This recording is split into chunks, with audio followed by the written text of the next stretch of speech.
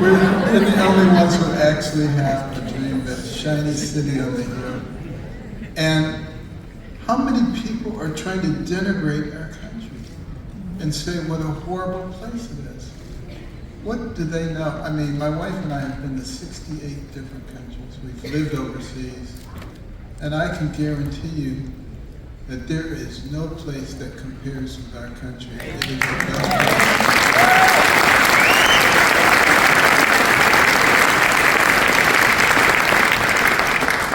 And it's our job to maintain that dream for others. You know, a lot of people have given up on the dream. They say, I just want to survive because of all the things that are going on in our country right now.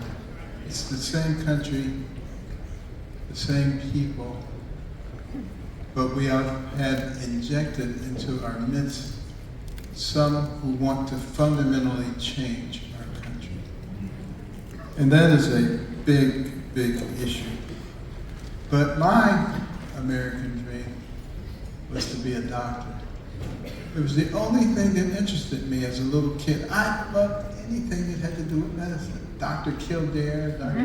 I was all over that stuff. And I even liked going to the doctor's office. I mean, I would gladly have a shot just so I could smell the alcohol smoke.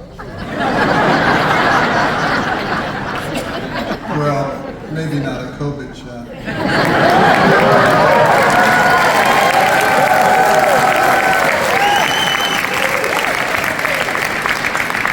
But obviously, if you're going to be a doctor, you got to go to medical school. And I was a terrible student. I was the worst student you could imagine. Everybody called me horrible names. They teased me all the time. I admired smart kids, though. And there was one kid, his name was Steve. He was the smartest kid in the class, and he wanted to make sure you knew that. After a test, he'd come up to you and hold his knee in your face and say, let me see yours, let me see yours. You want to let him see it, all right. But you'd get into trouble for that. But, you know, my mother was such an amazing person. She believed in me when nobody else did. And she was always saying, Benjamin, you're much too smart for being on grades like this. I brought him home anyway, but she was always saying that. And, you know, she was encouraging. She had had less than a third grade education herself. And she prayed to God for wisdom because she wanted us to have a different life. And she knew that it was surrounding education because the homes that she cleaned as a domestic, they had a lot of books. And she noticed that they read a lot of books. They didn't watch a lot of TV. So she came home and imposed that on me and my brother. We were not happy.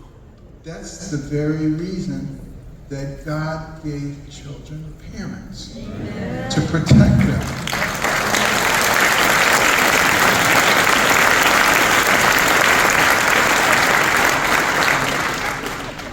And you know, some people think that all of this is of recent origin, all of these crazy things that are going on in our society. But it's been going on for a while.